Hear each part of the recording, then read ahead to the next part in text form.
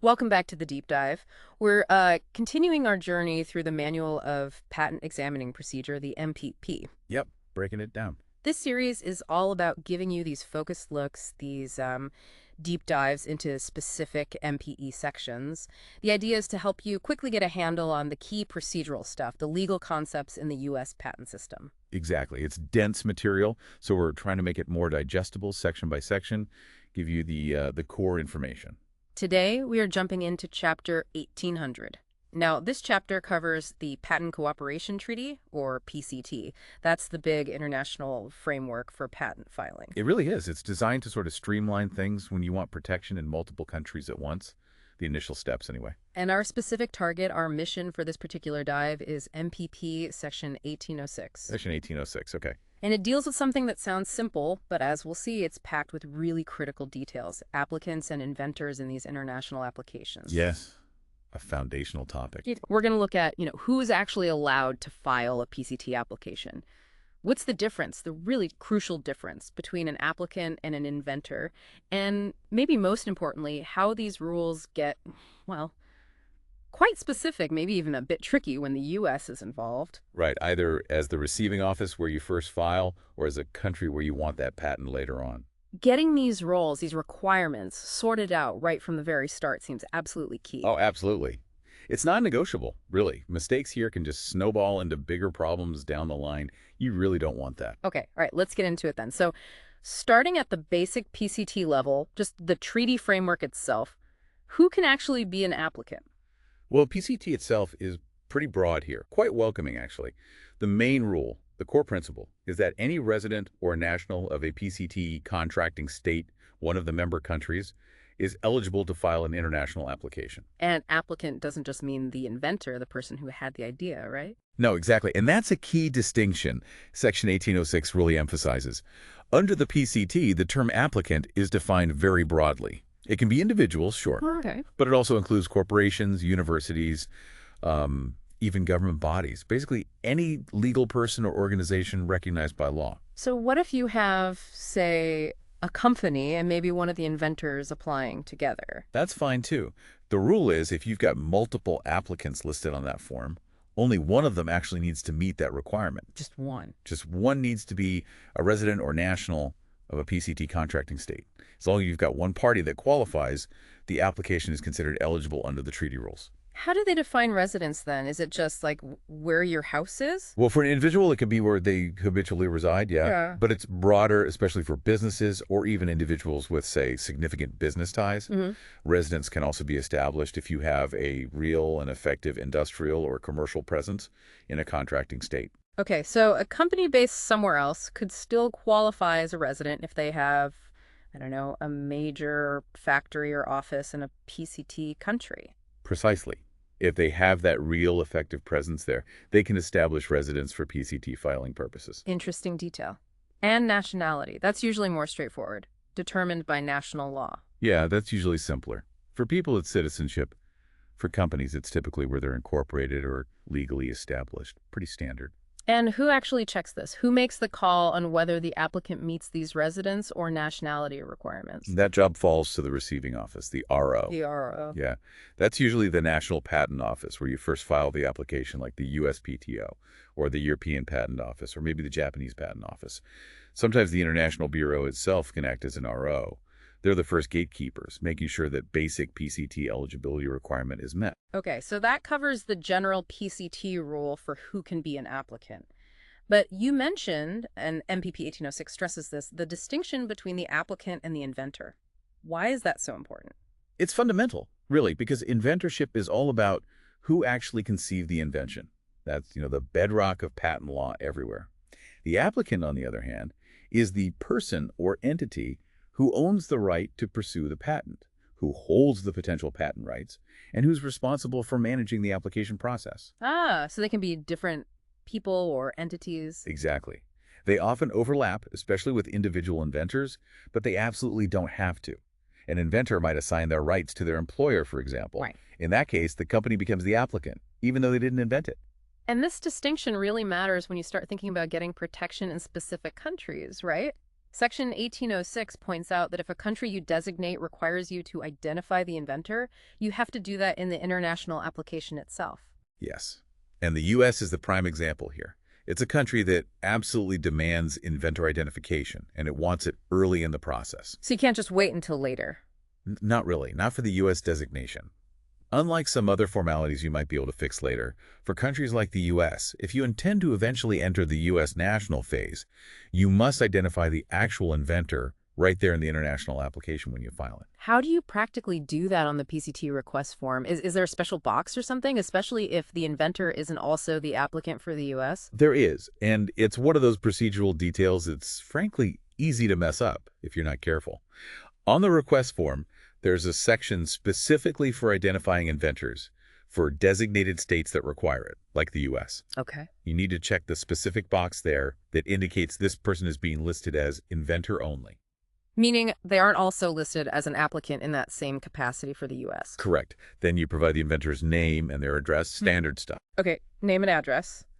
What about things like their nationality and residence? Do you put that in that particular box too? And here's where MPP 1806 flags a slightly counterintuitive but really important formatting rule. For that specific inventor-only identification section, relevant for countries like the U.S., you are specifically told not to include the inventor's nationality and residence there. Really? You omit it? You omit it in that specific box. Now, if the inventor happens to also be an applicant generally, you might provide that information elsewhere on the form in the applicant section. But for the part that's just identifying them as the inventor for designation purposes, you leave nationality and residence out. It's about using those structured fields exactly as the form intends. Wow. Okay. That is a very granular detail, but I can definitely see how missing that could cause, a processing hiccup. Absolutely. Paying close attention to these sort of formatting requirements on the request form is really vital if you want the application to sail through smoothly. Okay. Now let's focus more on the U.S. because MPP 1806 discusses several extra layers when the U.S. is in the picture. First off, what about filing the international application with the USPTO acting as the receiving office? I know the America Invents Act, the AIA, brought some big changes there. Oh, yes. That date, September 16th, 2012, it's a huge landmark in U.S. patent law generally, and it definitely impacts this area. Right. For any international applications filed on or after that date, the U.S. regulations changed. Specifically, we're looking at 37 CFR 1.421, that's the Code of Federal Regulations for Patent Practice. It added a pretty significant limitation. Okay, and what was that limitation? It says that only residents or nationals of the United States are allowed to file international applications if they choose the USPTO to be their receiving office. So even though the general PCT rule is broader, any resident or national of any member state, Right. if you actually want to file at the USPTO, use them as your RO, you generally have to be a U.S. person or entity after that date. That's the gist of it, yes. If you walk into the USPTO, or more likely file electronically with them, with a PCT application, after Sep 16, 2012, you need to meet that U.S. residency or nationality requirement. So let's say a German company. They could file a PCT application through the German Patent Office, or maybe the EPO, no problem. But after that 2012 date, they generally couldn't just decide to file it through the USPTO as their receiving office, even though Germany and the U.S. are both PCT members. Correct. That's the restriction 37 CFR 1.421 imposes. Now, if that requirement isn't met, say, a non-U.S. entity mistakenly files with the USPTO as RO, post-AIA, what happens? The USPTO doesn't just, throw it out immediately in all cases. Okay. What they typically do is forward the application to the International Bureau, the IB, in Geneva. The IB can then potentially act as the receiving office, assuming the applicant meets the general PCT eligibility requirements we talked about earlier. So it gets rerouted. It gets rerouted, essentially, but it won't be processed initially by the U.S. office in that scenario. Okay, that clarifies filing with the USPTO as the RO. Now, what about the other side of the coin, actually entering the U.S. national phase? This happens later, right? When you take your international application and say, okay, now I want to pursue a U.S. patent based on this. Exactly. This is the transition from the international stage to the national stage. Are the applicant requirements the same for getting into the U.S. national phase as they are for filing with the USPTO as RO? Not exactly the same, no. While the USPTO might handle the initial international processing for U.S. resident nationals who file there, The specific criteria for successfully entering the U.S. national phase are governed by U.S. domestic patent law. Okay. And for national phase entry, the applicant has to meet those domestic rules. Generally, this means the applicant must be either the actual inventor or someone legally permitted to act on the inventor's behalf. Okay, so that sounds much more like the traditional requirement for filing a regular U.S. patent application. It aligns much more closely, yes. Mm. And this is where the concept of legal representatives becomes really important for U.S. national phase entry. Right. So who qualifies as a legal representative here? Can anyone just step in? No, it's defined. MPP Section 1806 points to the relevant U.S. regulations, specifically 37 CFR 1.422 and 1.423. These clarify who can act as a legal representative. Generally, it's when the inventor is deceased or legally incapacitated. Like death or incapacity. Right. Also, the actual patent statute, 35 U.S.C. 118, allows other parties, like assignees, the company that owns the invention rights, or people with a significant ownership interest, to file on behalf of an inventor under certain circumstances, like if the inventor is dead, incapacitated, or even just refuses to cooperate. Okay. Can you maybe give an example of how the deceased inventor situation might play out? Sure. Let's say an inventor files a PCT application. Maybe they correctly listed their employer, a U.S. company, as the applicant under the general PCT rules. But then, sadly, the inventor passes away before the application enters the U.S. national phase. In that situation, the executor or the administrator of the inventor's estate could be formally designated as the legal representative. They would then be the one to handle the formalities of entering and prosecuting the U.S. national phase application. And how do you show that on the paperwork when you file for U.S. national phase entry? You don't just substitute the executor's name for the inventor's, right? No, absolutely not. You have to be very clear and precise. The documents filed with the USPTO for national phase entry must clearly identify both the deceased or incapacitated inventor and the legal representative who was acting for them. Both need to be listed. Yes. And the USPTO strongly encourages using structured formatting for this, like designated fields in the electronic filing systems, to make sure the relationship why this person is representing the inventor is crystal clear. Makes sense. And MPP 1806 also throws in a reminder. If you had joint inventors, they all generally have to apply together for the national phase, or their respective legal representatives have to act jointly.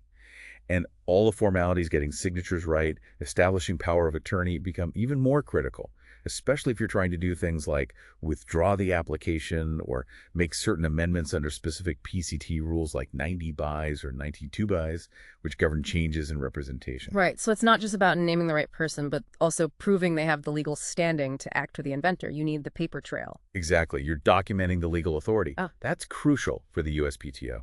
Now, we talked about that September 16th, 2012 date for filing with the USPTO as RO. Were the rules different before that date regarding who could be named as the applicant specifically for the U.S. designation within the international application itself? Yes, absolutely. And this is honestly one of the most critical historical distinctions that MPP 1806 points out. It's crucial if you're ever dealing with older applications. For international applications filed before that AIA effective date of September 16th, 2012, the rules about who could be named as the applicant specifically for the purpose of designating the U.S.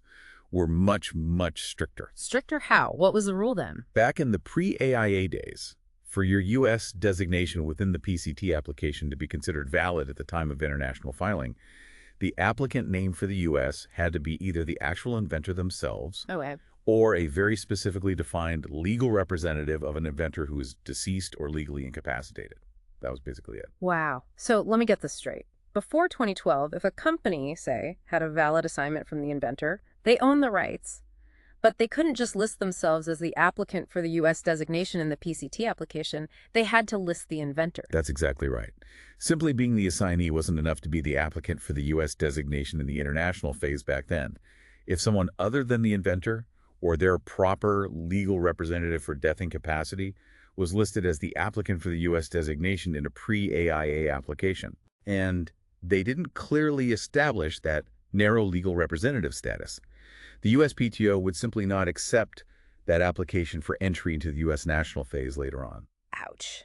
So that could completely block U.S. rights based on that PCT? It was a major potential pitfall, a real trap for people who weren't aware of that U.S.-specific nuance within the PCT system at the time. It caused a lot of friction. The AIA changes, which allowed assignees and other parties with sufficient interest to file more broadly as the applicant, really eased that particular pain point significantly. That single date change then wasn't just procedural. It fundamentally altered who was recognized as having the primary right to file for U.S. protection right from the start in the PCT process. That's a huge strategic difference depending on your filing date. It really is a massive difference. And it underscores why, if you're looking at PCT applications filed before September 16, 2012, you absolutely must understand the applicant rules for the U.S. designation that were in effect at that time. Okay, so let's try and pull all these threads together.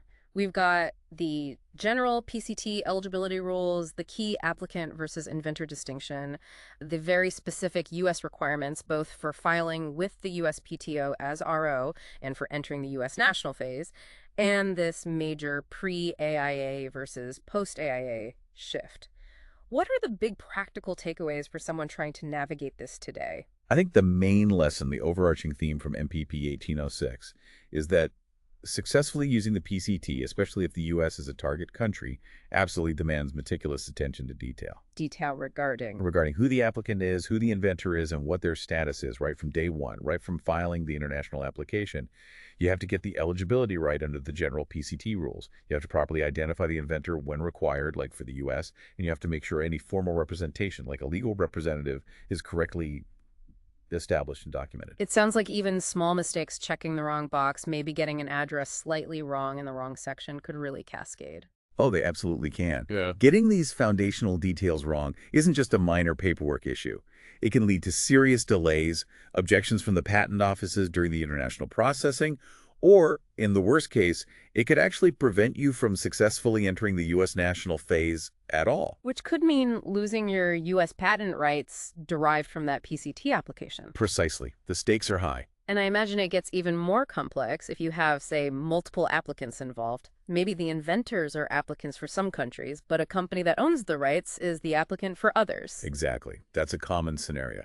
If you have a mix like that, or different entities holding rights in different designated states, you have to be incredibly careful to ensure each applicant is correctly identified and meets the eligibility rules relevant to each specific country they're designated for, as well as the overall PCT framework. It adds layers, for sure, but getting it right is essential for a smooth journey. So really understanding these specific requirements in MPP Section 1806 for applicants and inventors, it's not just red tape. It's fundamental to making the PCT system work for you, especially for getting that U.S. patent protection eventually. Absolutely. Getting these details nailed down correctly right at the beginning when you file that international application builds the strongest possible foundation for everything that follows. It really highlights that while the PCT offers this great streamlined path, you still have to respect very carefully the underlying national rules and the specific procedural formalities. It truly does. The PCT simplifies the filing, but not necessarily all the underlying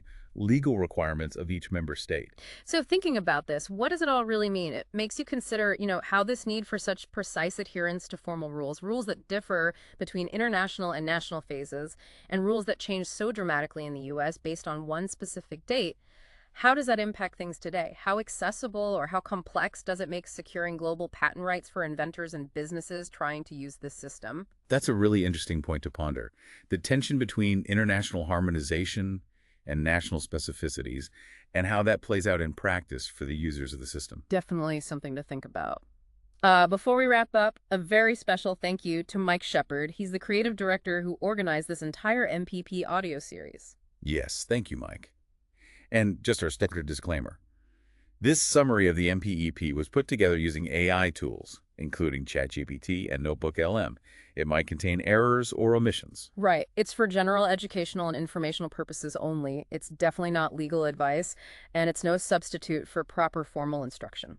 For the authoritative guidance, you always need to consult the official MPEP itself, talk to a qualified instructor, or of course speak with a registered patent practitioner. Thanks again for diving deep into MPP Section 1806 with us today. My pleasure. Until next time.